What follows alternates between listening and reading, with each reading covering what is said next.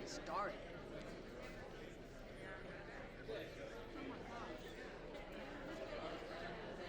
Wow. Oh, he started. Oh, boy,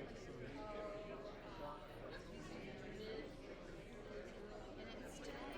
That is today. Sure, for big spaces. I'm Kathy. I'm John's wife. Oh, Well, you're a lucky lady, aren't you? But I like to think of it as he's a lucky guy. you like to what? Think of it as he's a lucky guy. Yeah. He's a lucky guy, and you She get to said- go follow She him said, wherever "You're he the goes. man. We do it all. I mean, I work harder than he does, probably. Oh yeah, do you take? Yeah, I bet. I pack everything. I do the whole business thing, and I help teach the workshops. So Well, you are amazing. Yeah, yeah, Well, someone just said you need to go look at his drawings, so we did. yeah. Because we can't see that well. this lighting is there's no sharpness. Oh, you need to. The colors aren't showing. Totally. I was stuck. And he's a value painter. I'll try and And that's the subtleties of this. Well, they've been holding them up at the end. They've been holding them up at the end so we can see. Yeah, And Okay. also, Come this way, also so we don't people get so come many down to shadows. look. Yeah, I know. I agree. I love this little touch of color in here. Oh, there you go. Okay. Sorry. Just gonna tell me to I'm spit gonna out take that. this for her, Mary, and then you're gonna send it to me, right? Please. I didn't bring my phone up. We'll take it real quick because it's on. I'm trying. I'm trying not to be perfect.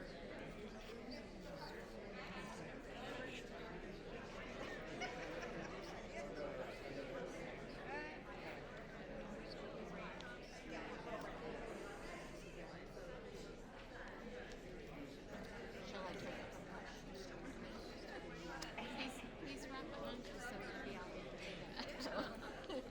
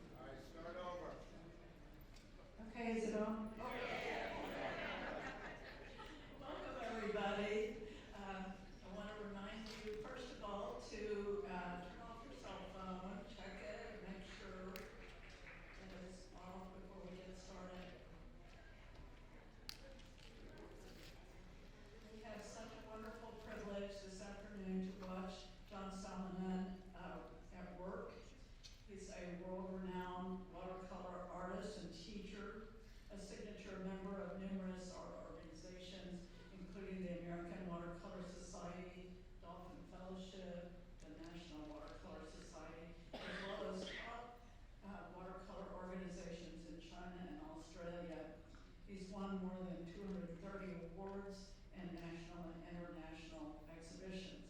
A retrospective book of his paintings is John Selman, Master of the Urban Landscape. Please welcome John Selman.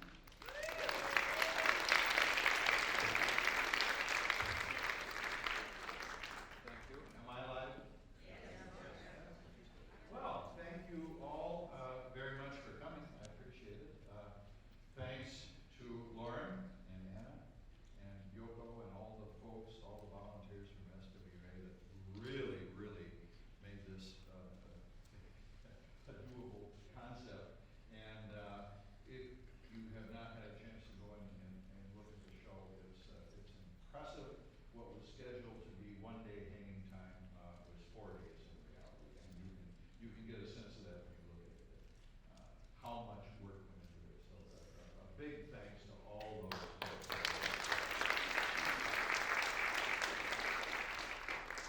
Now, whenever I do a demonstration, I really, really encourage questions from the audience. It breaks up the monotony of my voice droning on constantly, and oftentimes people bring up very interesting things. And sometimes they address things that I really haven't thought about myself. And so I cobble together some kind of an answer to the question, and then I go home and think about it. And if the point is an interesting point and a valid point, then I incorporate that into my next presentation. Pretend that I made it up. So don't hesitate to ask questions. I really, really do. I do encourage that very much. So again, thanks for being here. What I am going to do today is an urban street scene. I think I'm probably best known for my urban paintings. New York City being one of my favorite subject matters, and this is going to be my resource, which is a painting that I did several years ago from a photograph that I took on the street. I work from photographs. When I first began painting watercolor, I was very fortunate to be able to study with an artist from Duluth named Chinqui Chi, who I'm sure some of you are very familiar with his work. And we would go out on location and draw.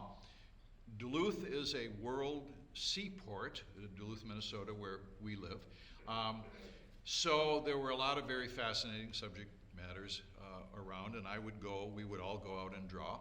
Then what we would do is bring the drawing back into the studio, put the drawing up, and then take out another sheet of paper and redraw the scene, thinking about design and composition. As Chi used to say, he could move grain elevators and ships, all for the sake of composition. So then when you came up with a good redesigned composition, with design being the emphasis, then we would do a value study. And with those three things spread out in front of you, the initial drawing for detail, the redesigned composition, and a value study, then you were ready to start painting. And that was the procedure I used for years. But I got more and more involved in detail, fascinated by detail. First time, went to New York City. I was just absolutely astounded with everything that I was seeing. And that became sort of my subject matter of choice. And the subject got too complicated to be able to sit down on the street and do a drawing. So very reluctantly, I went to taking photographs. Then what you have to learn is that there is a different aesthetic in painting than there is in photography. And if your ultimate goal and objective is just to redo your photograph in a different medium, I think you're wasting your time. It'd be easier to go to Kinko's and say, here, make this wall size. So you have to infuse the painting with something that the photograph lacks. And I think what that is, what it boils down to is the quality of the mark on the page. So these are all the kinds of things that I think about. I don't sit down necessarily and do a value study anymore, but when I'm scanning my photo references, I am looking for value. I'm looking for all of the kinds of things that I was very concerned with when I drew.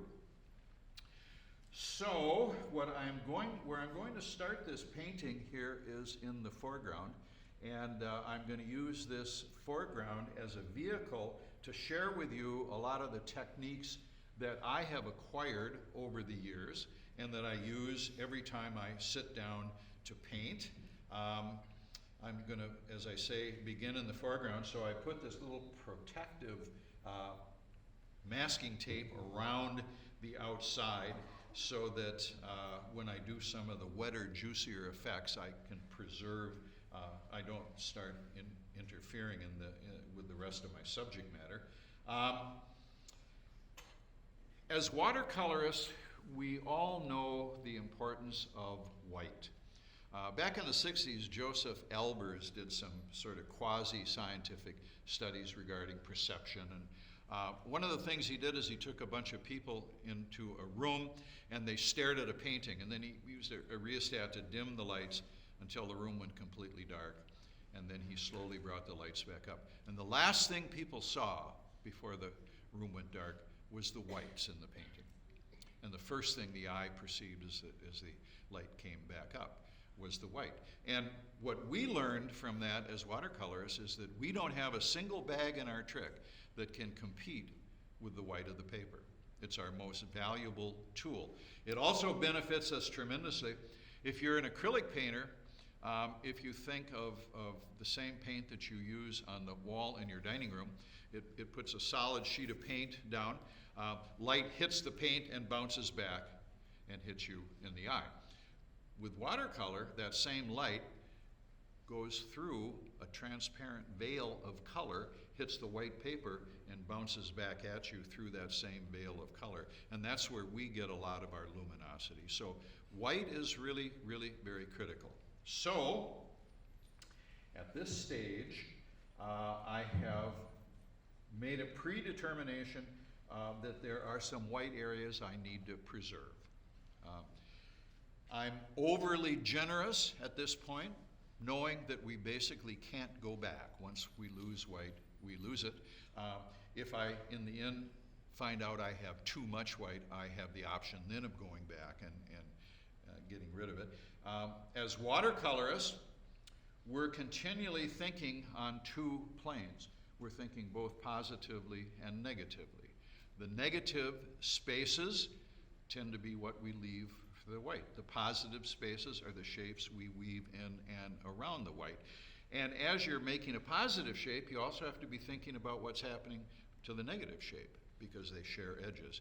So it gets to be a fairly complicated mental process that we do when we paint in watercolor. And as I'm fond of saying, this is why people of superior intelligence go into watercolor. The rest become oil painters. Sorry, Bill Hook. It's just another way of illustrating how important white is. So, a couple of ways to preserve white. One is to paint around. That's my favorite way to preserve white. However, I am going to try and do a real juicy, wet, reflective surface on this street, which means I have to be bold, I have to be moving all the time, I have to keep the paint at a certain moisture level. All of these considerations come into play, and I really don't want to have to be trying to paint around objects. I want to be bolder and be able to paint from the shoulder instead of the wrist. And it's easier if you just block out some areas ahead of time so that you can paint right over them and not have to think too much about what you're doing. So there's basically two ways to do that. One is masking fluid. I don't care for masking fluid. I use it in the situation that I've just described for you when you have to paint around or when you don't want to paint around. The thing that I don't like about masking fluid is I think it leaves a recognizable edge when you peel the masking fluid off. So that the danger is when people look at your painting, if you're trying to create an illusion, you don't want them to see technique. The best example I can give you of that is salt. Remember how that was maybe the first trick / technique that we all were exposed to, where you make a wet wash and then you sprinkle salt in it. And what happens is the salt crystals absorb water and pigment, and when they have maxed out, they burst with enough force to push the water and pigment away, and you get that little snowflake effect that every single one of us that did that the first time looked at it and went, oh, cool. That's nature's way of telling you, watch out. And here's why. So you do your first salt painting, and you're just so enamored with salt. And you mat it and frame it, and you put it on your wall. And your neighbor comes over and looks at the painting and nudges you and goes, salt. They're not seeing the illusion. They're not seeing the story that you're trying to tell. They're seeing the technique that you used. I feel masking fluid can sometimes do that. Read as a technique. So I use it reluctantly. Where I do use it is where I have picky little shapes that the fluid seems to be easier to use if you're creating these small kind of intricate shapes. And I have done that, and I know that it's a little difficult to see in with the camera system here, but trust me, as soon as I take the masking fluid off, you'll know exactly where they were. The other method that I like to use for protecting areas is masking fluid, or masking tape. I use 2-inch tape, hardware store lumber yard tape. It's a good idea to go someplace like Home Depot or something that sells a lot of tape. Sometimes you can be in a little variety store or something and you can see a roll of 2-inch tape on the shelf and they've marked it down to $2 and you grab it. It's probably been there for 10 years, and when you get it home and try to peel the tape off, it shreds, or you put it on the paper and it leaves a residue. So you want fresh tape, but 2-inch masking tape from the hardware store, it's about $6. It's very sticky. It's very aggressive when you use it on the paper, and because of that, I use Arches paper because I've experimented around with a lot of papers, and Arches is the one that, for my painting style, holds up to all of the processes that I use. If you use a very, very soft paper, you can find masking tape that will not peel the surface of the paper off. Lauren told me one time when he was encouraging me to use Fabriano paper, which is very soft for my way of painting, that I could go to an architectural supply catalog and find 2-inch masking tape that would be very gentle to the paper for something around $60 a roll. So, hardware store product rather than an art store product is always a way to save money. In conjunction with that, there's a very specific tool that I'd like to share with you, and that is the snap cutter. I find this tool to be very, very useful and very, very effective because the blade is flexible, and it transmits a lot of information from the surface of the paper to your hand. You can use an X-Acto knife, but that blade is very rigid, and it sometimes masks what's going on the paper. So, if you take masking fluid, or masking tape, and you put it on the paper, what you may not be able to see in the camera is that you can see your pencil lines through the masking tape. So then, using the snap cutter, you can cut on those lines, and you can do some very, very intricate, detailed work. And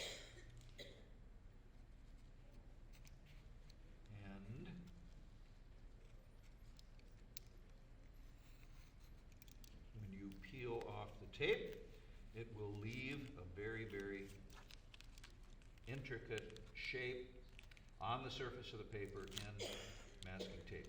You have to be a little careful if you already have masking fluid on the surface, because as you peel the tape off, you'll peel the masking fluid off as well. So this is an excellent way to create shapes, and it's an excellent way to protect the area from subsequent washes. So 2-inch tape, snap cutter. And people always ask, aren't you afraid you're going to cut the paper? And I paint on 140-pound paper. I was given 25 sheets of 300-pound arches at one point as a merchandise award. So of course the next 25 paintings I did were on 300-pound paper, which I quite liked. One disadvantage for me was it's difficult to roll if you're going to ship paintings in a tube. And the other major disadvantage was when you had to go to the store and pay for that sheet of 300-pound paper. So at that point I decided 140-pound was adequate to my needs, and I've used nothing but 140-pound paper since. But as you can see, when you're cutting on the surface of the paper, when you're putting masking fluid on, when you're putting masking tape on, you're scrubbing and all this kind of stuff, it needs to have a tough paper. So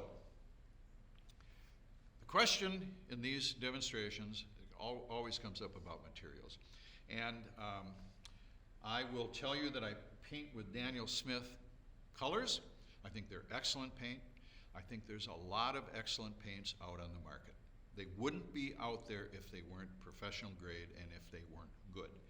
The reason I am painting with Daniel Smith paints is several years ago in China I received a merchandise award for $4,000 worth of Daniel Smith paint. I thought, well, that was my reaction. Wow. Then I found out what it was this elaborate gift box of one tube of every color that Daniel Smith makes, which is an impressive, well, it's $4,000 worth of paint.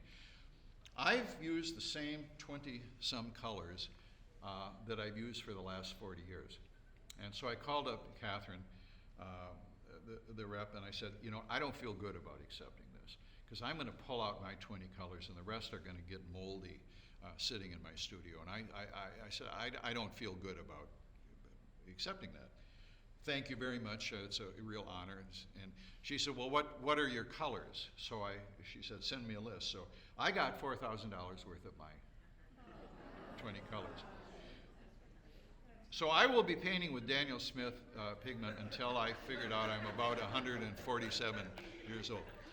And I'm very, very happy with them. They do a wonderful job. So I use Daniel Smith pigments. I use Arches paint. Now, am I saying that that's what you should do? No. You need to find the perfect paper for you, the perfect pigment for you, and the perfect brushes for you. Because you need a combination of materials that does what you need it to do. There is no magic formula. In spite of what magazines try to say at sometimes, you know, the 10 secrets of watercolor. You've got to figure it all out yourself, and the only way to do that is to paint and paint and paint and try everything, and you will eventually come up with that ideal combination for you. So that's my take on materials. And as you can imagine, I have not been asked by any company to endorse their product, not with that line anyway. So, the other thing I have done in advance here is I've spattered a little bit of masking fluid in the foreground. My goal with that is that when I pop it off, maybe there'll be a little sparkle on the surface of the concrete. We'll see. So to begin, the other thing I've done in expectation of this is I've laid in some detail, some value, limited color, and some shapes in the background to establish my light values. Now, we talked for just a second here about value. As a teaching tool, I've used this for years. And this is called the 9-value scale. You make a graduated wash from the white of the paper to the darkest dark you can make with watercolor pigment, and that's lamp black. So from white to lamp black, then you divide that into thirds. You say light values, middle values, dark values. You divide the thirds into thirds: light, light, middle, light, dark, light, light, middle, middle, middle, dark, middle, light, dark, middle, dark, dark, dark. Yeah, thank you. And there are 9 of those. So the reason for that is, in a teaching situation, you can talk specifically about value. You can say to someone, perhaps you'd consider changing that value 3 to a value 5, rather than make it a little darker, oh, not quite that dark, these very, very non-specific terms. So what I have done in the background here is I put in some shapes using values 1, the white of the paper, value 2, and kind of reluctantly a little bit of value 3. So I am clearly in the light value range. I'm in the bottom third of my value scale.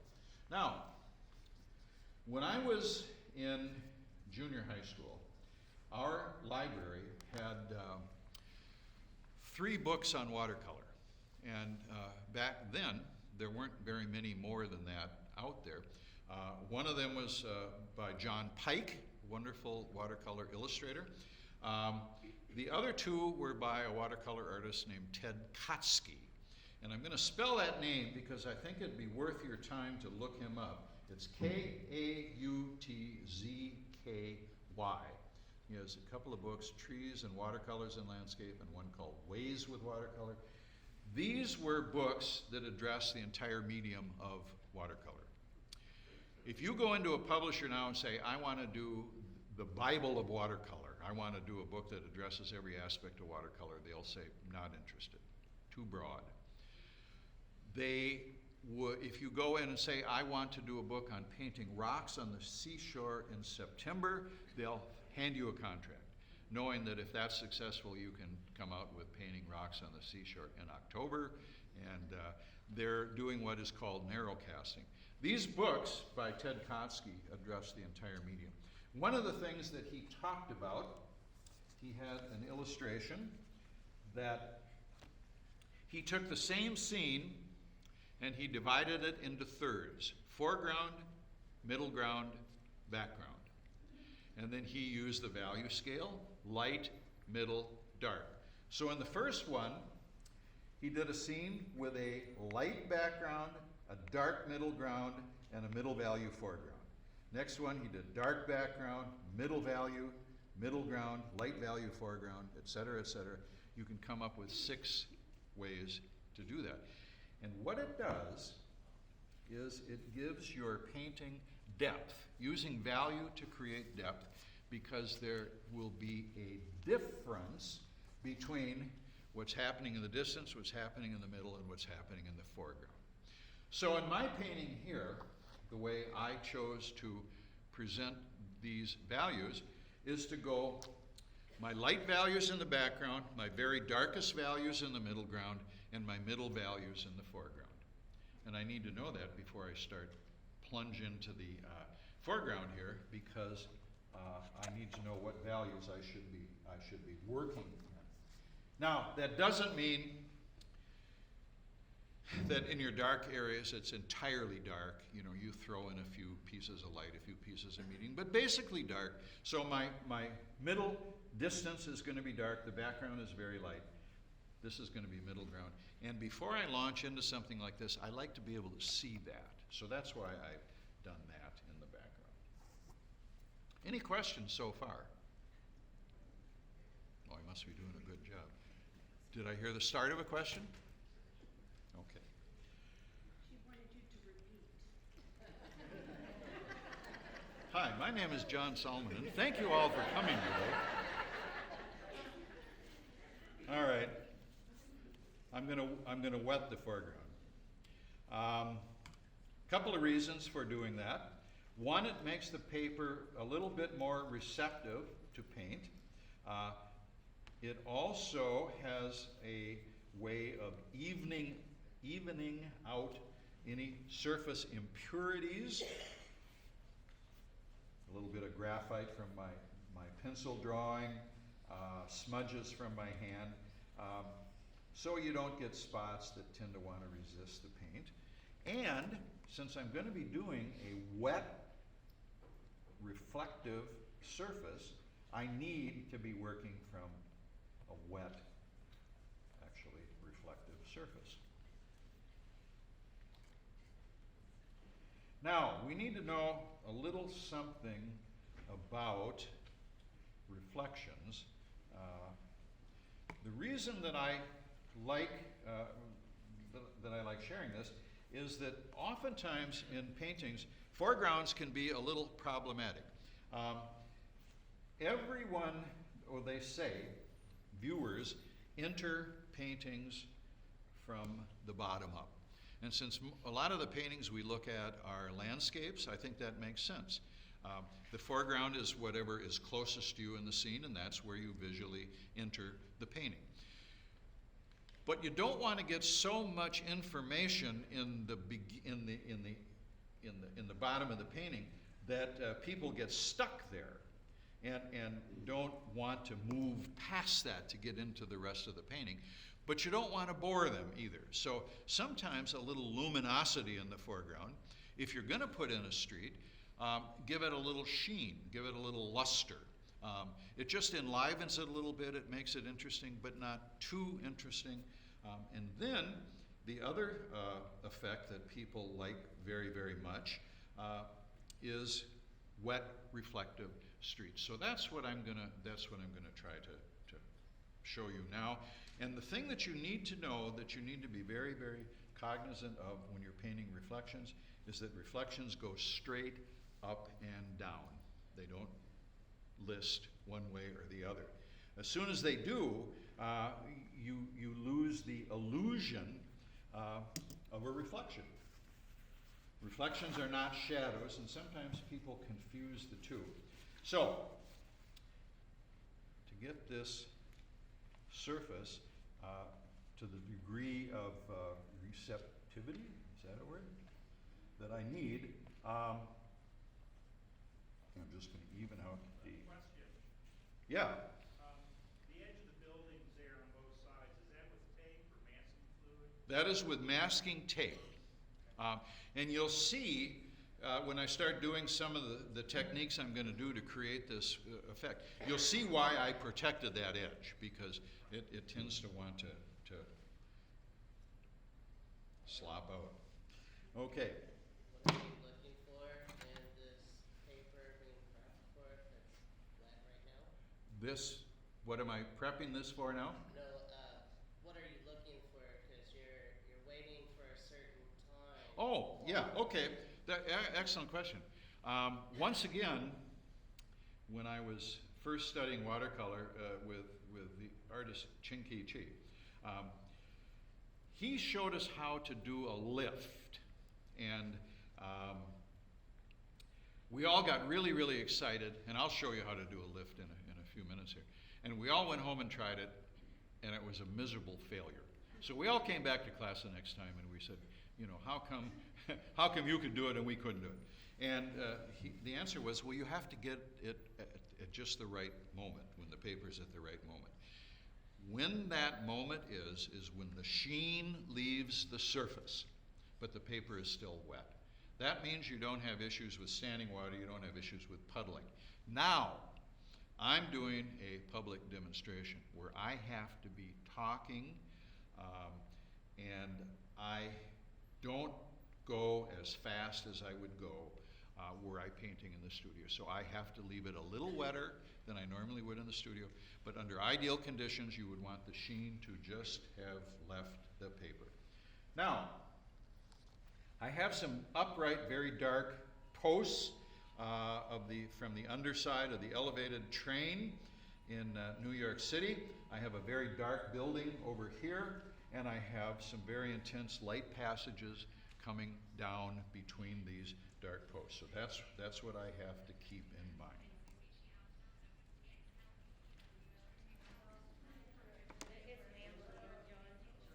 Pardon me? I can't hear what you're saying.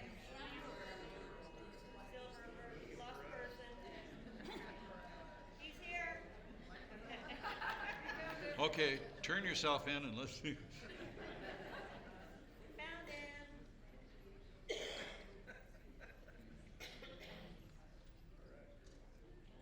All right, so for these light passages, apparently he got away again. I'm gonna use a warm color, and I'm gonna put just a hint of yellow in there, perhaps a little orange, and I'm gonna lay in these passages of fairly intense light coming through between the uprights. Again, being very, very careful to go straight up and down. Now, I don't know if are you able to see color? Oh, good. So are your reflections lighter or darker than the actual lines? The reflections are reflections of what is going on up above. So you see these dark columns, and you see these openings between them? All right, it's the openings in between them that are casting the reflections onto the street now that I'm putting in. And as I say, I'm choosing to use warm values to do that. Now, I have yellow on my brush, I have yellow on my palette. Logic would indicate just keep going with yellow. However, one of probably the greatest teacher of watercolor and design-based approach to watercolor was Ed Whitney. I highly recommend his book.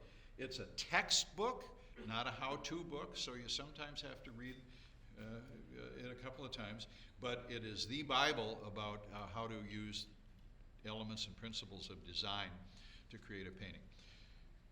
Whitney says, predictable is boring. So, since I've been using basically the same yellow, I think for this passage, I'm going to add a little bit of orange, maybe even a little bit of red. So I don't become predictable and boring. Again, the operative word here is vertical, straight up and down. Now, when you are doing what I'm doing here, using a specific color that has a specific temperature, I'm doing that for a reason, because it's creating a color dominance in the foreground. And again, now to quote Whitney, dominance adds unity. And what that means is if you use a predominant color scheme, it has a tendency to hold the whole painting together, as opposed to using all the colors in your palette scattered all over the painting. It has a tendency to take on a little bit of a patchwork quilt effect. And sometimes when you do that and the viewer looks at your painting, instead of responding to all the surface excitement of all these colors, it becomes a little chaotic and the painting wants to fly apart. So you can unify it, you can tie it back together by using similar colors, similar temperatures. This is warm. I want it to read as warm. So, another thing that Whitney talks about in that instance is giving the viewer something by which to judge the warmth. In other words, show them a little bit of cool so they appreciate the warmth. Years and years ago, Kathy and I were at a ski lodge and we ordered hot chocolate at the bar.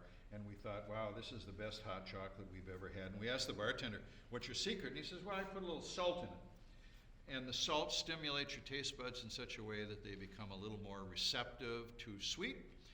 Everybody in the world knows this now with sea salt and caramel and all these combinations. But this was kind of big news then. So I translated that to a visual formula.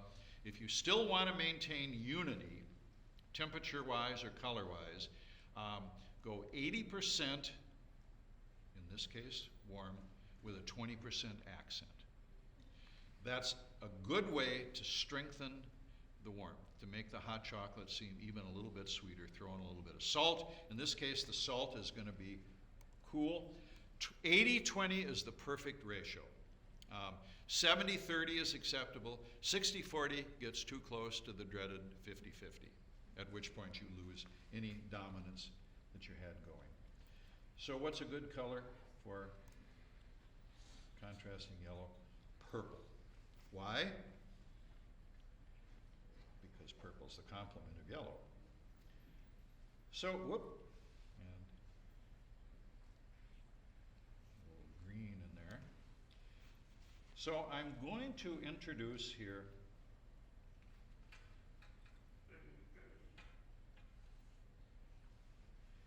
maybe about 20% of the surface I will allow to be cool, and hopefully just that little introduction of cool, that little suggestion of cool, can possibly make the warmth feel just a little bit warmer. Now we're going to get into some issues with drawing on the surface, and you'll have to forgive me if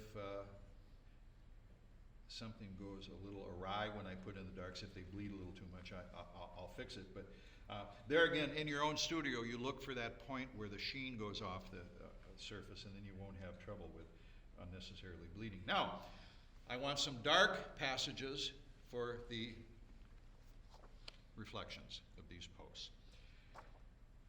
I have a couple of favorite combinations that I use for dark. One of them is alizarin crimson, and you can see that, you're all familiar with alizarin crimson, and phthalo green. Now, you may notice the only green I have on my palette is phthalo green. I avoid the what I refer to as the bilious greens, all the yellow greens. If I need some spring greenery, I can always add yellow to phthalo, and I can make it the way I need it to be. But I really very, very much like the cold green, and I very, very much like what it does when you mix it with alizarin crimson. If you want a little bit cooler green, you go a little heavier on the phthalo. If you want a little warmer green, you go a little heavier on the alizarin. So,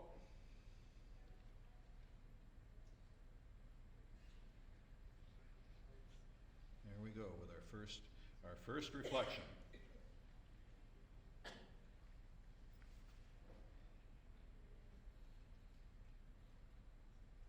It's not bleeding too terribly much.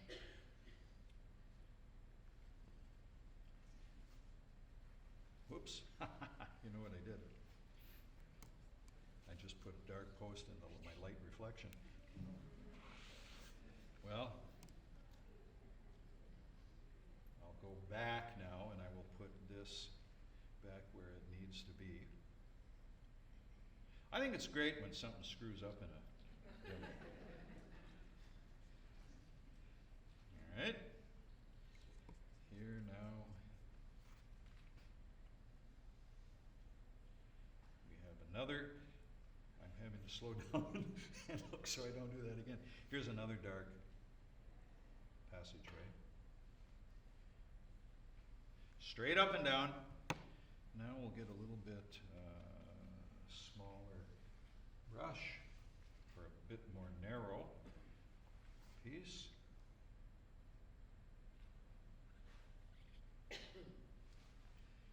Okay.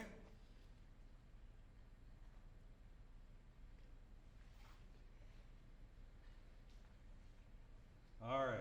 Now, I have a dark building over on this side of the painting here, so that will need to cast a very dark reflection. Ed Whitney, predictable is boring, so I'm going to abandon this combination, go to my second favorite way to generate darks, and that is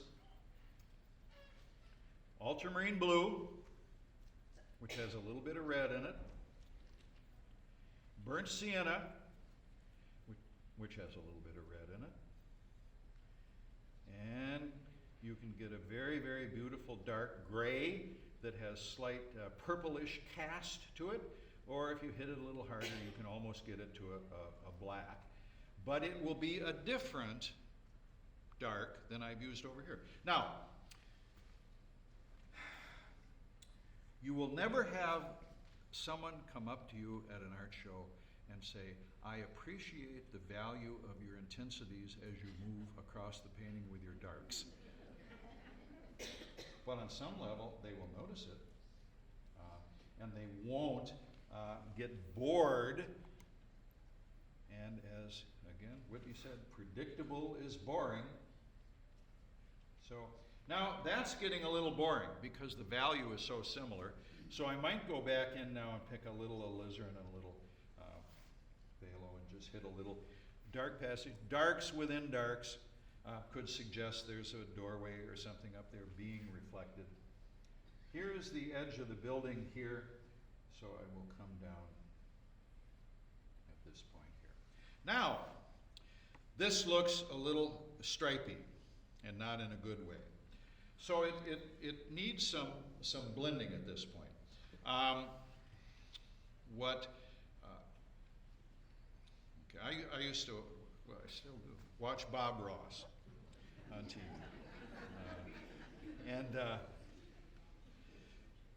Bob Ross used to, he'd paint a sky. Paint the canvas blue, he'd put these horrible white blobs on there and call them clouds, and they didn't look like clouds. And then he would take a dry brush and he would start whisking around the edges. And the white pigment would migrate into the blue, and the blue would migrate into the white, and all of a sudden, you had the illusion of very atmospheric clouds. I'd never seen that technique done in watercolor before. So I tried it, and it works. And over the years, I've kind of refined that to the point where it works best if you do it with hockey brushes, H-A-K-E. These are examples of hockey brushes. There's a wide variety out there. It's sheep's fur. What you want is the thickest, softest brush you can get. Don't go to the dollar store and buy what they call a hockey brush. You could use that to take rust off your car frame. It has to be very, very, very soft. And the more fur you can get, the better it will work. So, first thing you do, start at the top and just simply come down. And what I'm trying to do here as I do this is scoot the excess moisture off the bottom of the page. Again, paint consistency is always very, very, very important. So for now, I'm going to avoid that light area in the middle. So I'll come back and do this again. Knowing that the brush is a little dirty now, and it's going to pull a little of this over there and a little of this over there, which is desirable, actually.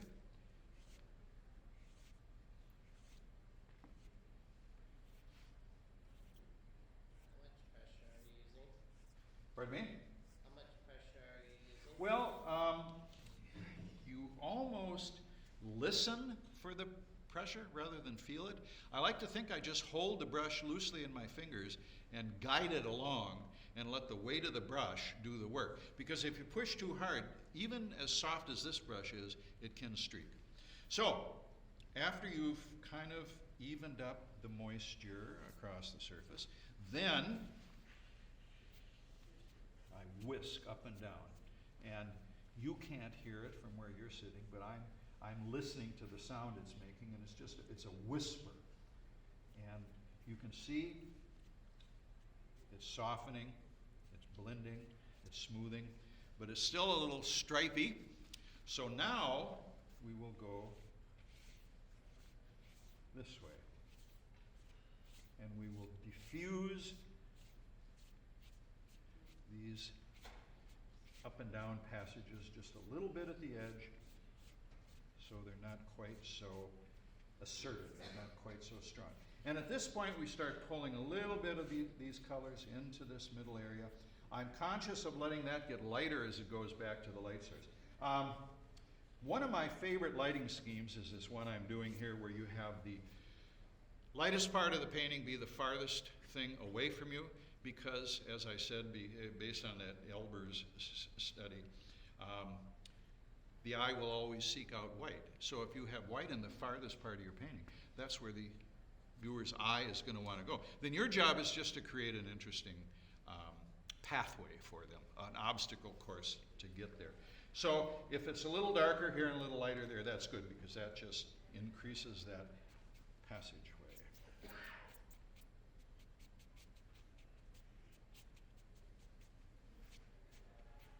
All right. At this stage, it'd be nice to demonstrate the lifting technique that I told you Chi shared with us, because I think the paper is at just about the right point, and because I screwed up and filled in one of the areas I didn't mean to. Let me see if I can bring that back. So here's what you do. When we paint, we load the brush up with paint, we drag it across a dry piece of paper, the moisture in the brush migrates to the dry surface of the paper, and that's how we paint. To create a thirsty brush, you need to reverse that. You need to have a brush that's drier than the surface of the paper. So I wet the brush, squeeze out all the water I possibly can, so I can get a nice chiseled edge, and then go back in and do the lift. See, it's starting to come back a little bit. Now, I don't expect I would be able to lift back to the white of the paper, but you can reestablish some lost areas. Here's another thing to think about when you're doing a street scene with a reflection. You need to, at some point, reestablish the actual surface of the street. And a thirsty brush, nice way to do that. I like the way it goes from light against dark over here, pull some of the pigment into here. Okay, so we have a little bit of structure on the street. I can again use the hockey brush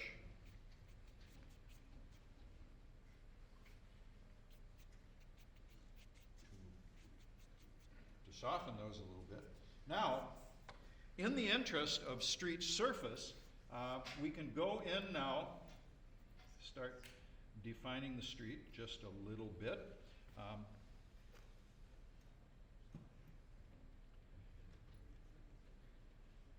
Again, wet and wet at this time, getting progressively drier.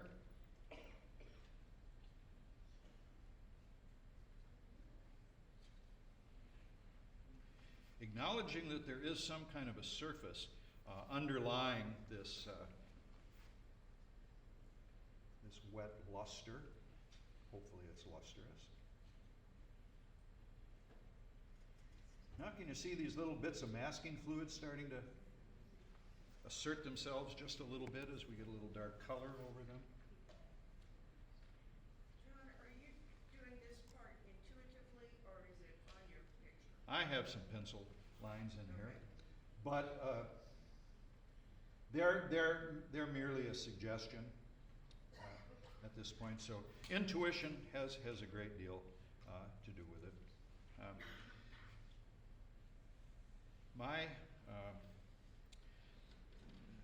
studio painter, I very much like detail. It takes me 40 to 60 hours to complete a painting, and it's time that I absolutely love. I always experience a little regret when the painting is completed because I have to start the process over. So there is no such thing as too much detail in my studio. I have to forego some of that in an hour and a half demonstration.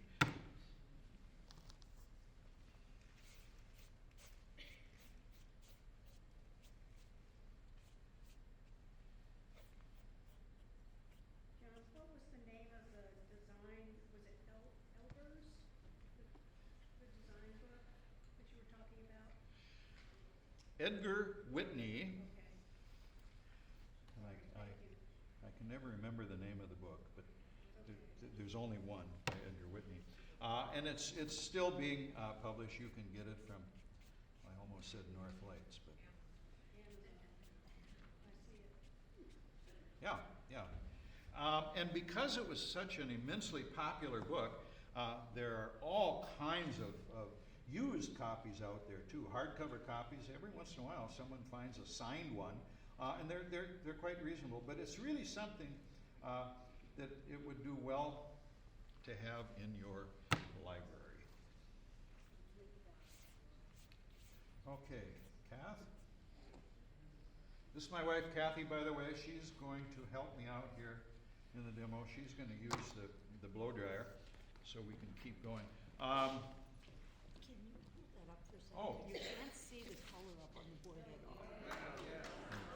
No, hold the applause. It really- could go bad. So I don't want to commit too soon. Any questions at this point? We've got a minute here while Kathy's doing the blow dryer. Must be waiting to do it.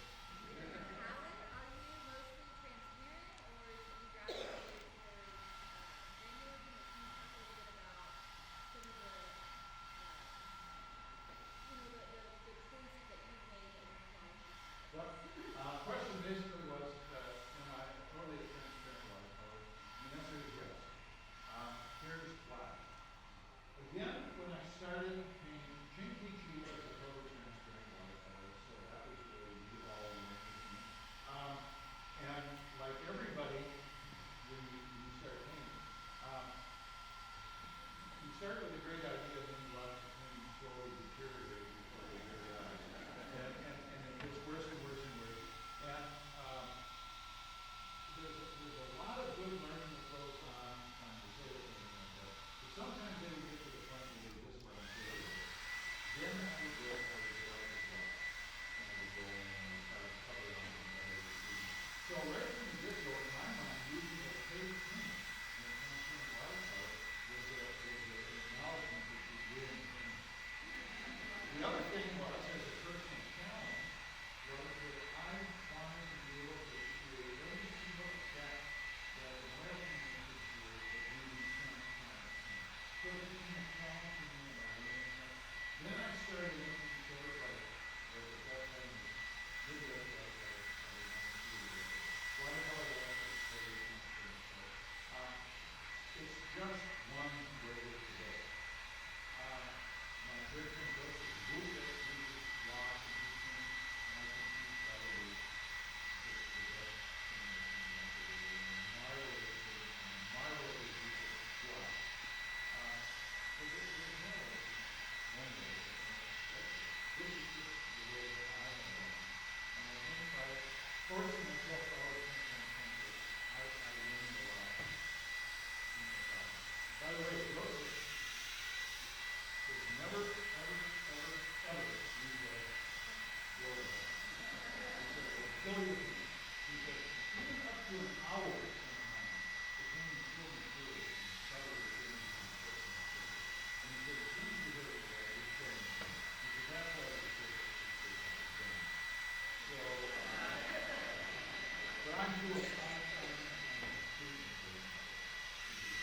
Any other questions? In today's new technology, are you still using a point and shoot camera, or are you using your phone now? I'm using my phone, and my current phone is better than the last 35 millimeter single reflex camera that I used in terms of quality of the image that it can generate. And the other thing is your phone's always in your pocket. Yeah.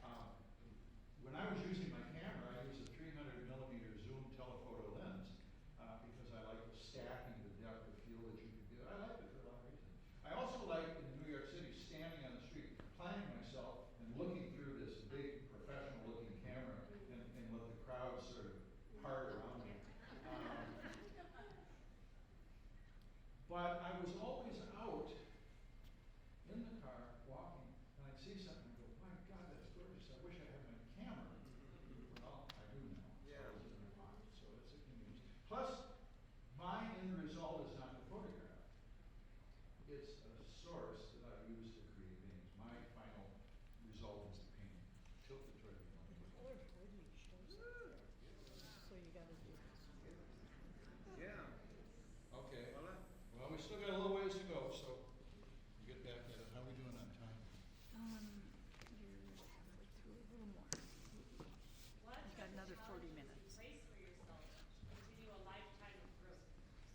sorry, say that again?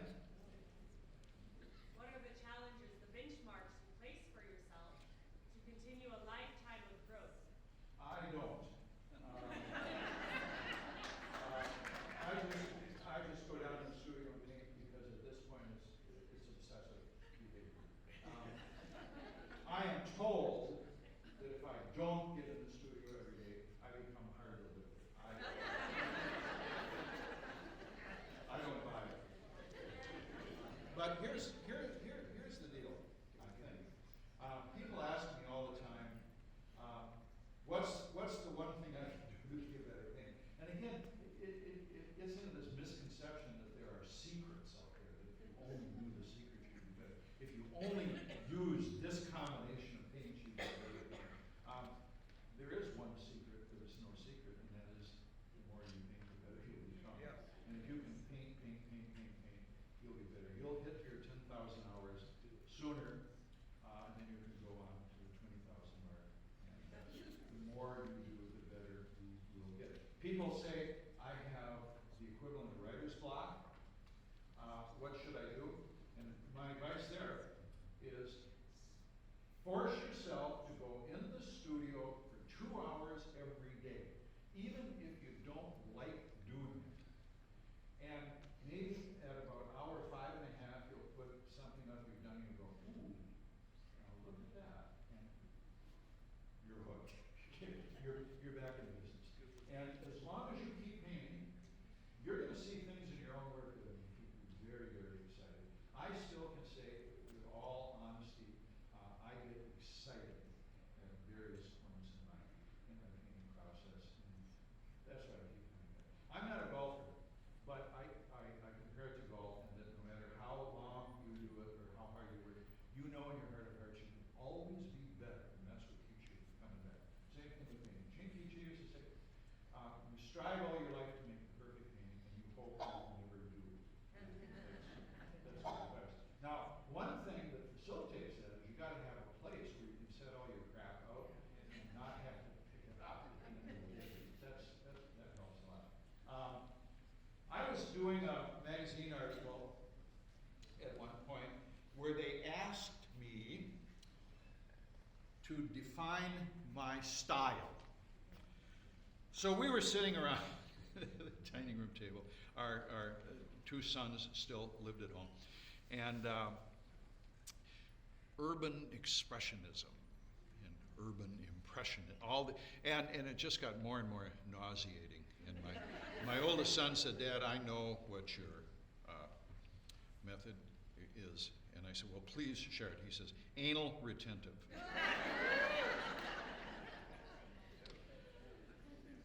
So, I have another technique I'd like to show you now, and that is involving a tool called the mouth atomizer. I'm sorry to say that whoever the vendor is out there now didn't bring any. When COVID hit and we stopped teaching, Joe Miller called me up and said, my mouth atomizer sales have dwindled to almost nothing.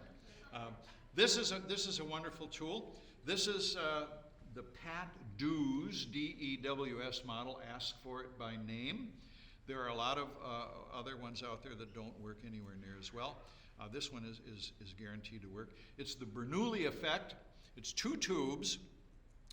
At the end of this tube is a reduction in size, which is called a Venturi carburetor of term, that intensifies the spray. It goes over the top of this little tube, and you insert this little tube into a liquid, and it creates a vacuum at the top of the tube, sucks the moisture up through the tube.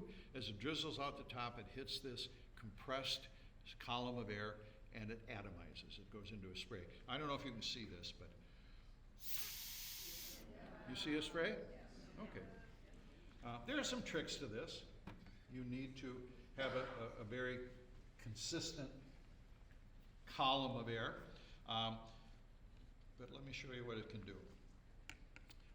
I knew all about mouth atomizers because when I first started teaching in the public schools, all we had for the kids was charcoal and newsprint paper. And so if they ever did anything worthwhile, you needed to preserve it, and we would buy a can of fixative, which was like a can of turpentine, and taped to the outside was a mouth atomizer, and then you would spray the fixative on the drawing.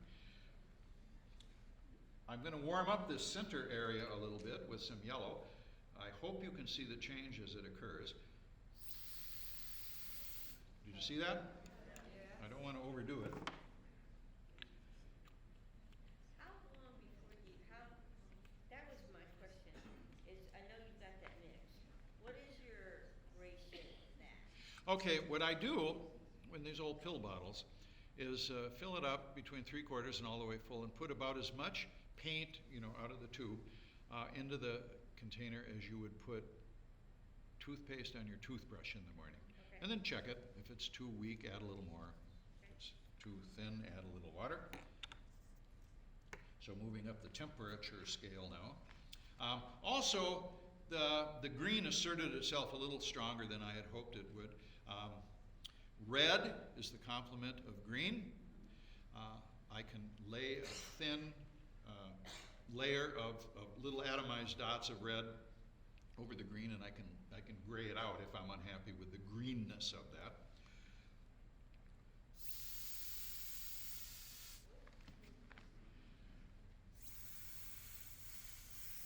Now, as that dries, you're going to see that area turn from green to a little more neutral, a little more gray. I've knocked it down. One of the things that I have learned over the years is I never vary the position of my paints in my palette. So as I'm painting, my hand goes to the color I need without even looking at the palette. And mentally, when I see a color start to assert itself in my painting, before I can stop myself, my hand goes to its complement. That's the way I approach color. I learned this again from Chinky Cheese. He was doing a demonstration painting of an alley scene, and he used all grays. All the combinations that I've showed you, all the complementary color combinations to make gray. Then you get this gorgeous puddle of mud out in the middle of your painting. He would use that. And when he was done, he had this gray painting. Gorgeous, gorgeous painting. Grays, but not boring, because all the grays were so different. And then walking down the street, a lady in a yellow rain slicker with a cadmium red umbrella. And you walked away from that painting thinking you had seen a Technicolor explosion. And you saw a little bit of color dramatically staged. So I have gotten the habit of neutralizing most of my colors and using color as an accent. How does that compare to a budget license? Say that again? Alright. Oh, a smart alecky remark? I almost said the other smart A word. Jack, if it's dry enough, hold it up one more time at this point so that you can see the changes in the color. Just give me 1 second here. Now, You have to clear that atomizer after you. no. Well, you could. But the thing is that first initial blast is so brief. A friend of mine worked for a big pipeline company, and they would sell X number of gallons of jet fuel to one customer and X number of fuel oil to another customer. And I said, where does the jet fuel stop and the fuel oil end? And he says it doesn't. You just stop pumping jet fuel and pump fuel oil for a while, and they know enough to get rid of the few gallons in the middle. Same principle here. Now, I am trying to focus the viewer's attention up into this area here, through this passage here. So if I can knock the corners down a little bit, that will help focus. It's like when you do a vignette.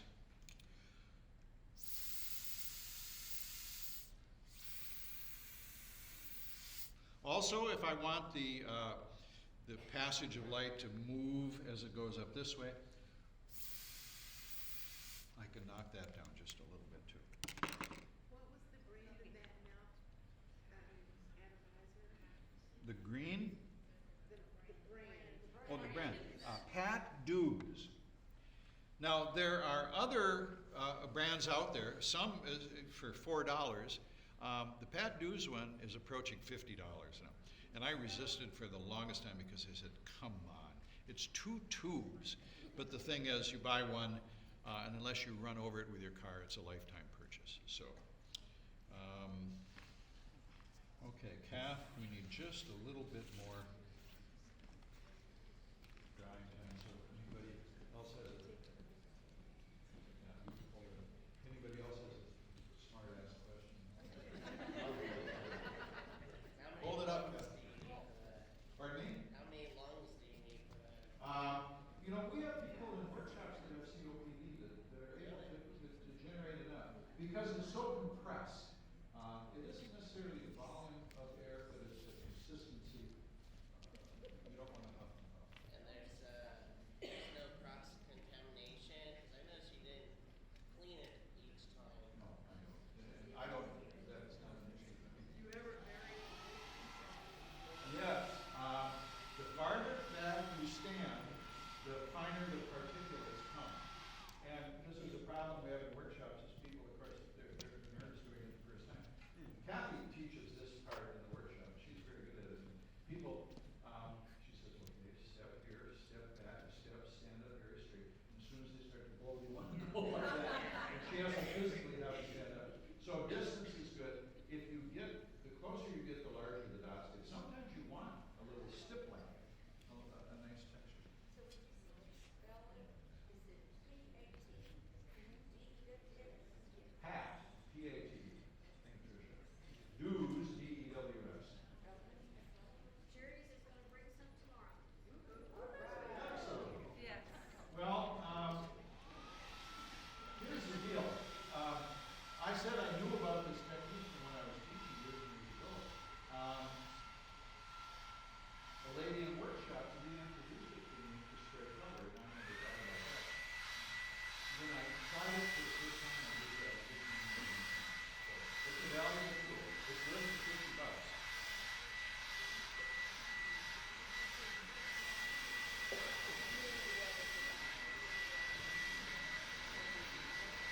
We got time for one more question.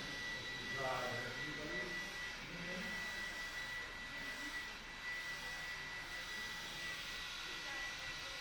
I'm sorry. What side are you thinking? Full piece. 22 by 30. Okay, that.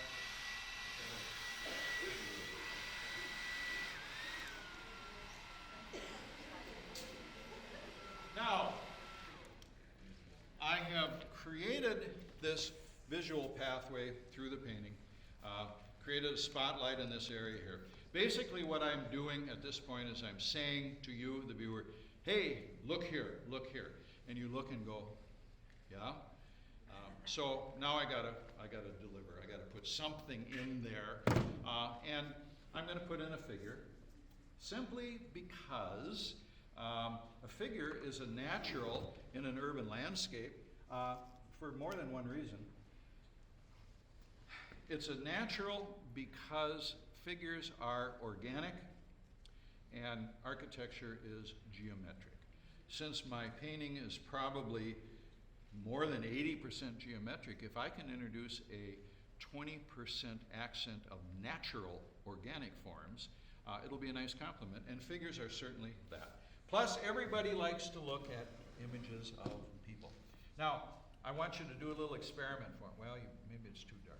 So trust me. If I hold out my hand against the gray floor up here, and I assess the value of my skin tone at arm's length, I'm going to say it's 3.5. If I take that same hand and put it directly in front of that spotlight and assess the value, it's gone up to about an 8. Now, my skin color didn't change, but my perception of it by virtue of backlighting changes the way it appears. This figure is very strongly backlit. One of the ways that I can even enhance that glow in the back of the painting is by putting something starkly different in front of it. So,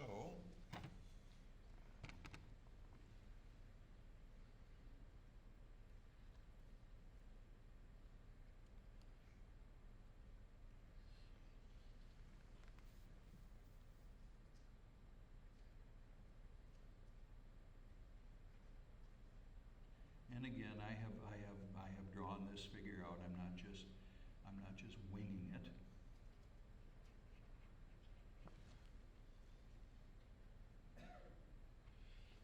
very, very thick, very, very dense. Perhaps it will be the darkest aspect of the entire painting, the darkest value. Approaching value 9. And that's intentional because, again, this is intended to act as a center of interest. And there's a couple of ways to define a center of interest. One is to use maximum contrast in that area, higher, sharper contrast than you've used in any other part of the painting, and that will draw the viewer's eye. The other way is to add a color, an accent color that you have not used anywhere else on the surface of the painting. So I'll use what is probably everybody's favorite accent color here is red, which actually doesn't always deliver. Sometimes it tends to look a little brown when you look at it from a distance, but I'm going to go red. So I'll give her a red umbrella because a color that you do not use in any place else in the rest of the painting will also draw the eye. And people say, well, okay, if you use red here, shouldn't you use a little red here and a little red there to balance it out? Yes, if that's part of your, incorporating red as part of your design. You do want to balance it out. My idea with this red is not to incorporate it in as a part of the design, it's to make it stand out from everything else in the design. So I'm going to let this be the only place in the painting that I use red.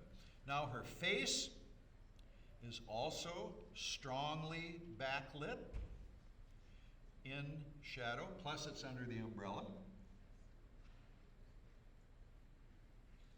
So I'm going to use a little burnt umber, a little burnt sienna, back it off a little bit. In my studio at home, I paint with a paintbrush in one hand and a tissue in the other hand, so I can always be pushing and pulling that value. Continuation of a very, very dark, deep shadow under the surface of that umbrella.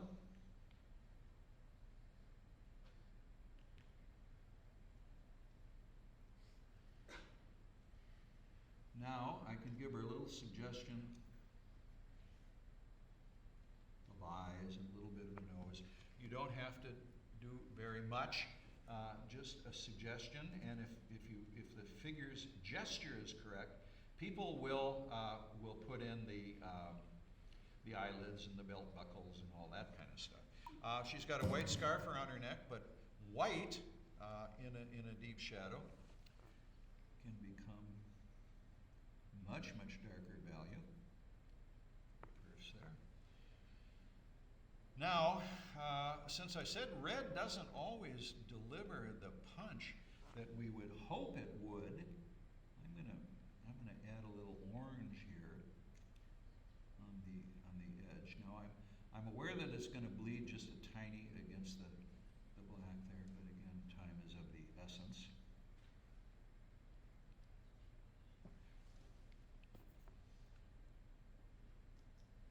Lighten it up here even a little bit more on that outer edge. And then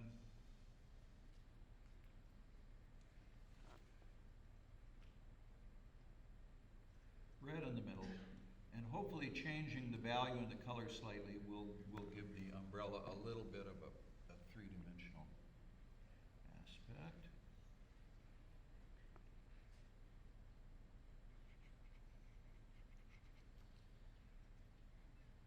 All right, now, Kath, how are we doing on time?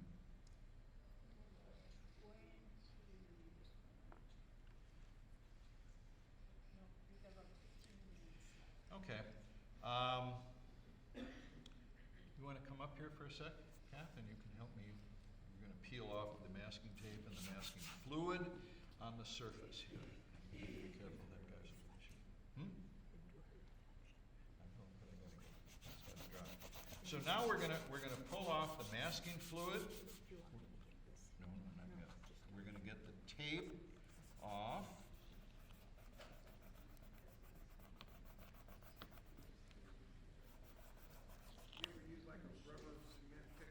Yeah, you want to use that rubber pickup? It helps.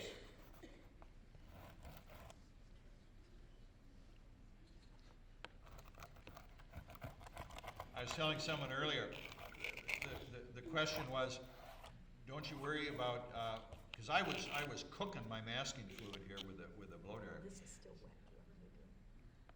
Yeah.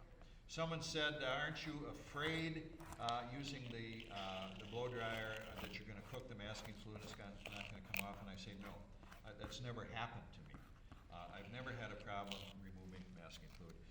Sometimes I've left it on there for long periods of time. All the things that you think would be concerning aren't. Then one day in a workshop, a lady came up to me with a painting. She says, I put masking fluid on this a couple weeks ago. I can't get it off. And I said, bring it here. I'll get it off. Because it wasn't my painting. So I took my finger and I rubbed it. Nothing. Then I started using this little rubber tool, and that didn't do it, and I went harder and harder and harder and harder, and nothing was working. I said, let me see that thing, that bottle. And she showed it to me. It was Winsor Newton, looked exactly like mine. And I read the label closer, it said, permanent masking fluid. I thought, why? You know, what would you ever use that for? But it's out there, so be careful if you're buying it off the shelf. Now, these little white shapes on the street, again, will just contribute to the surface quality of the street, but we don't want them fighting with the areas of my painting that I really want to be most emphatic, so I'm going to knock them down. And this is, again, where the mouth atomizer is beautiful. I could do it with a wash, that would work, but the mouth atomizer spray replicates shadow a little more effectively. A shadow is not a thing. A shadow is a lack of light, and this seems to replicate that effect quite nicely.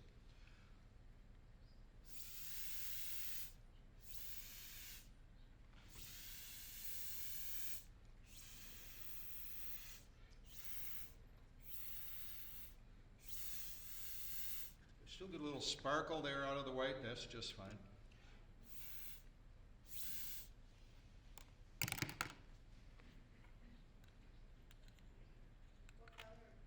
Ultramarine blue, which is just a pretty good universal blue when it comes to changing, altering values.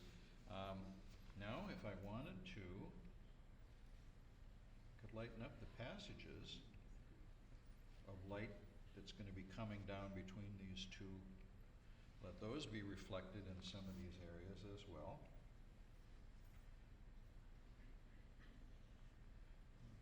Now I'm just noodling. See, I left a little piece of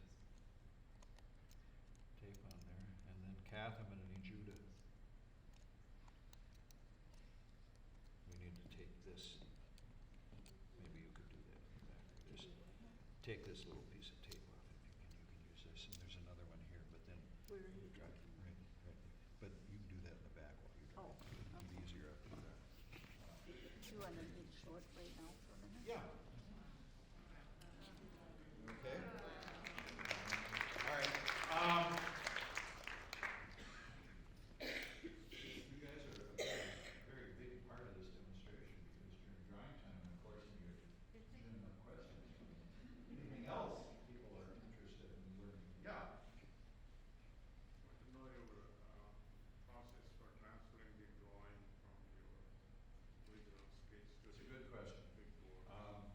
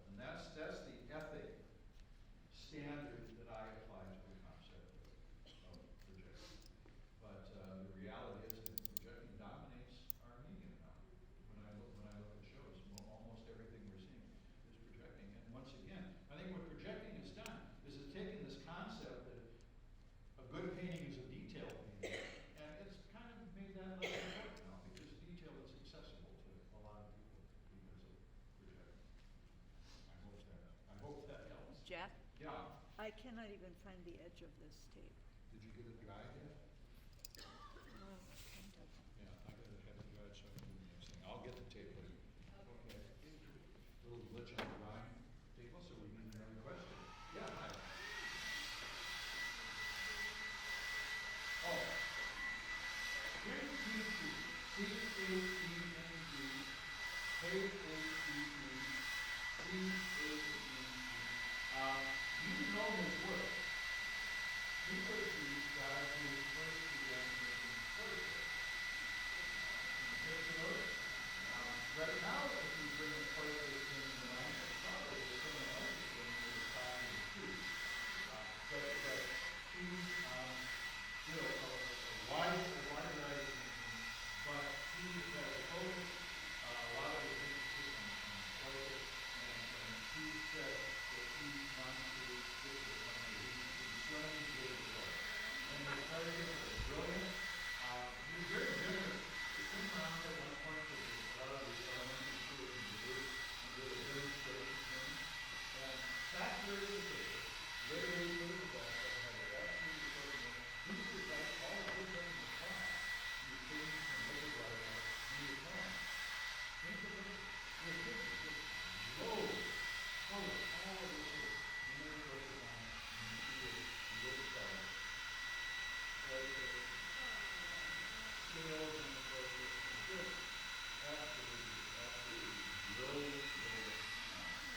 So, that is what I think the old institution in terms of is what he did, what he did with his portraits. And to me, it was my introduction to watercolor, and he was a big proponent of what Whitney, of Frank Webb, of Robert Wood, all the South Indian fashion. So I was getting Frank Webb and Ed Whitney's design sense filtered through the incredible brushwork of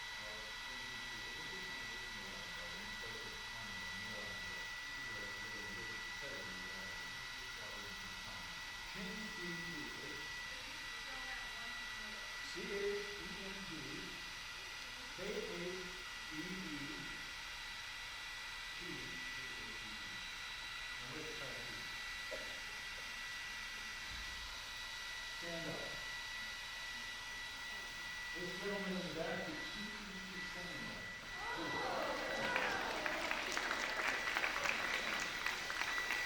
So that's the only reason I'm saying all this.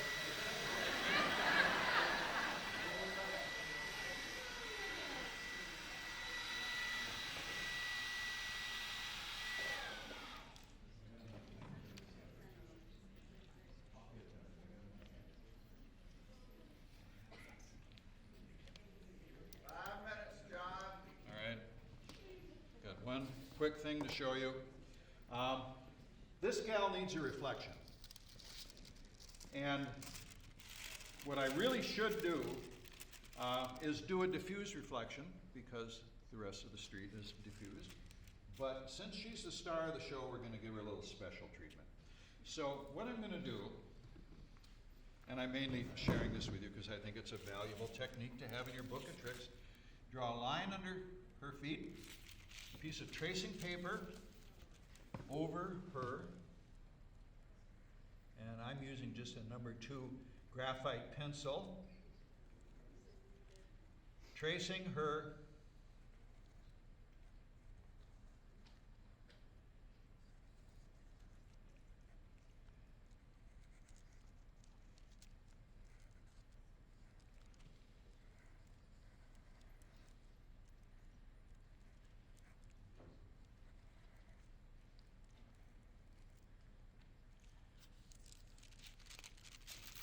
Okay, there she is.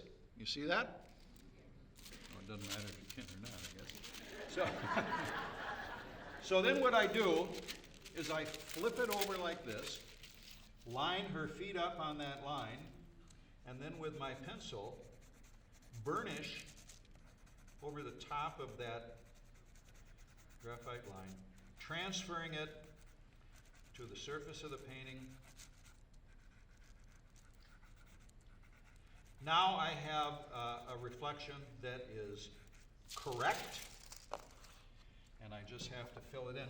People say, well, should it be darker, should it be lighter? I'm not sure. Maybe a physicist could come up with the answer to that. I'm sure there is an answer. What I say is just make it different. So for pants are black, I'm going to make them a little bit lighter.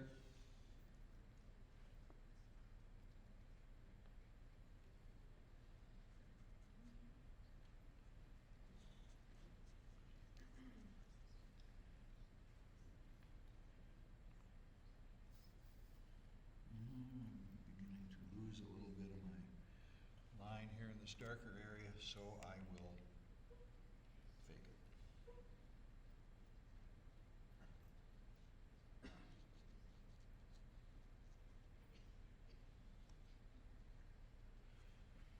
Alrighty. Now, What color are you using?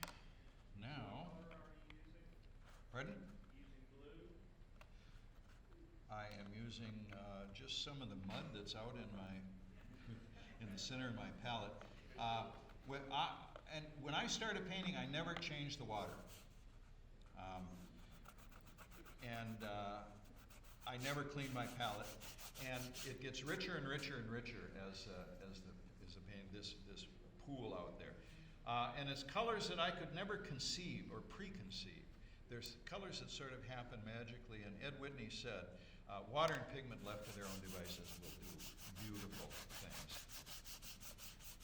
Now, one more time, Kathy. You're probably thinking now, wouldn't it be nice to see this completed painting? Be careful what you wish for. I take 40 to 60 hours to do a painting, and that would be cruel and unusual. So, this piece of tape.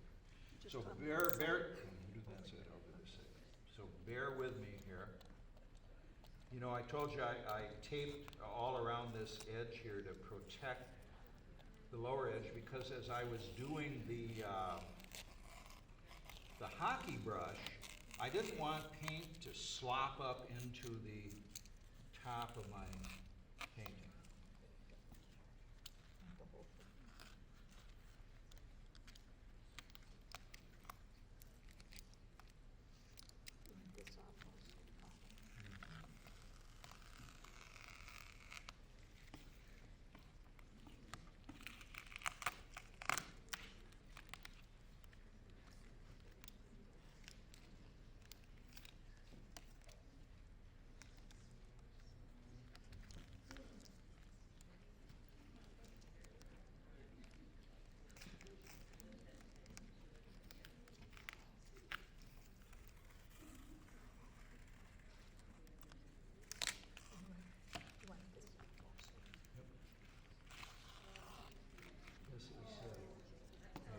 You're guessing, you're getting ahead of me here, aren't you?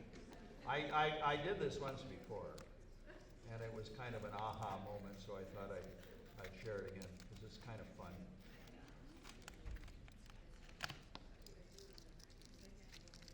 Boy, this is the longest you've sat there and not heard me bloviating.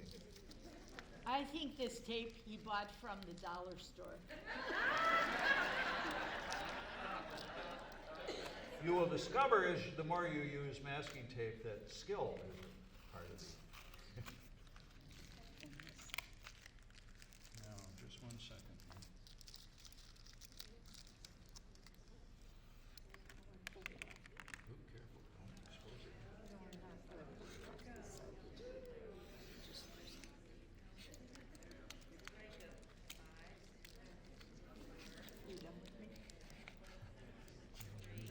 This tape.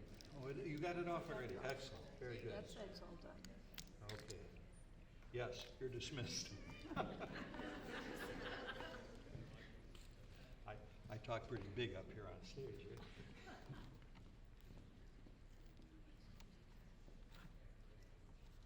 Well, I can mess with this later, but here's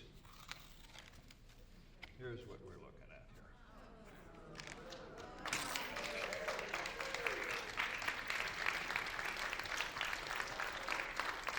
Now, Lauren McCracken, please come to the stage.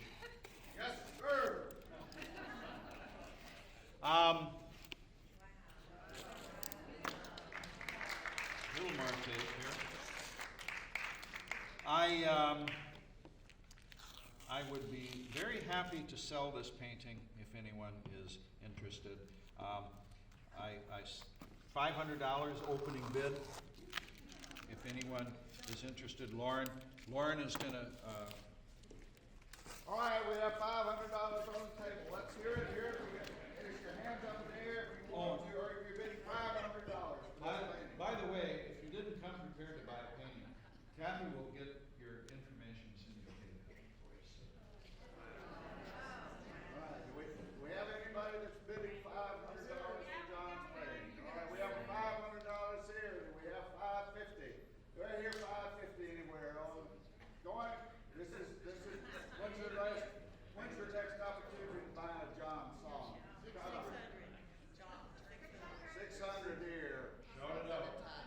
I know, do we have a 650 anywhere? Do we have a 650? We have a 650. Do we have a 700 here? I'm sorry? 1,000 right here. Then I better sign it. Going once, going twice, sold.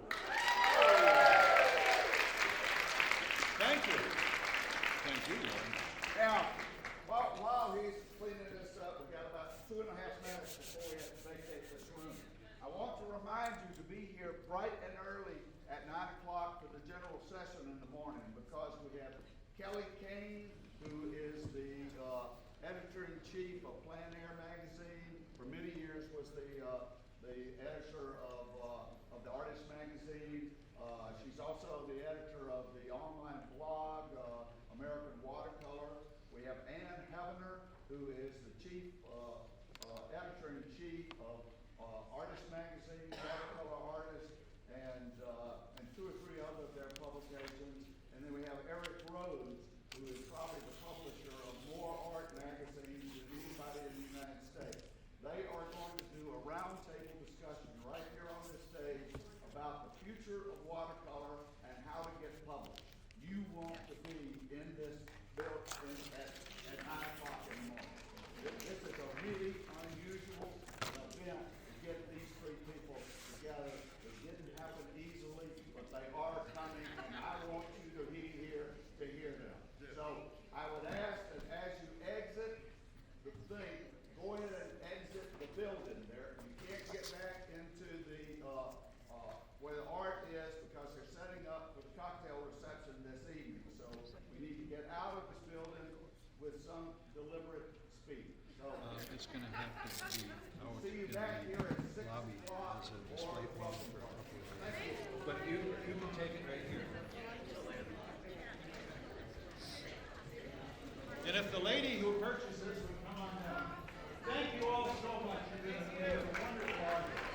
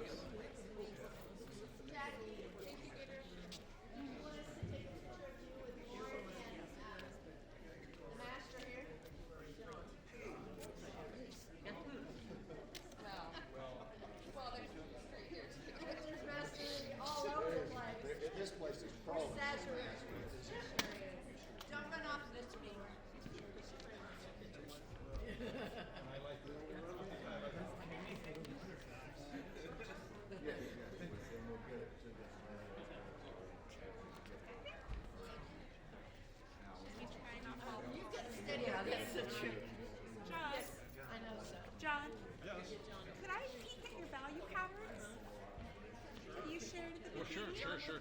Are you You look sure? through the whole book. Oh my gosh. The buyer take paintings, so want to take a picture together with the paintings. Oh, please.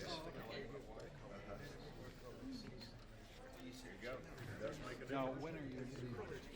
I work, and so I'll be working, Because they want to put this out. Go right So, ahead, yeah. well, someone will do it, but just know that when everything is done. Over on Wednesday. I'll write your name on the back. I'll write your name on the back in case there's any question. I gave your wife a card. And she'll send you a paper. Just one second. Here. Okay, let me move it on.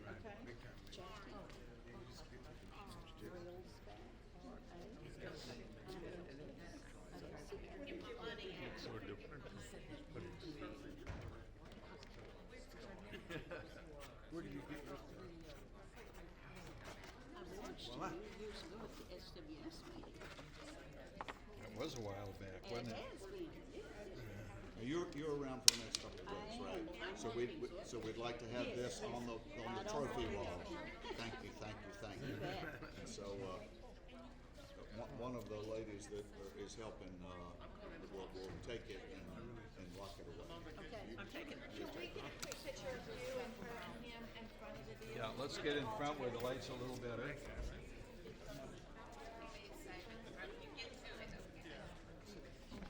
Oh, be careful. Oh, there you go. That's a nice shot. You do the heavy lifting. There you go. Are you ready? Excellent. Okay.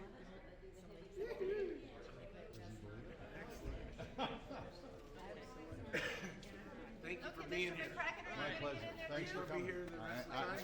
I'm not sure John wants me in his Can we picture. get John all together? Okay, wide angle. Lauren, question was, will I be here the next time? You need to address Lauren. Excellent. One quick one. Everybody right here? One more, can we get one more? All right, here we go. There you go. My esteemed auctioneer. Yeah. Is that up to your standard, Josh? Wait till you get his percentage cut there on that. What?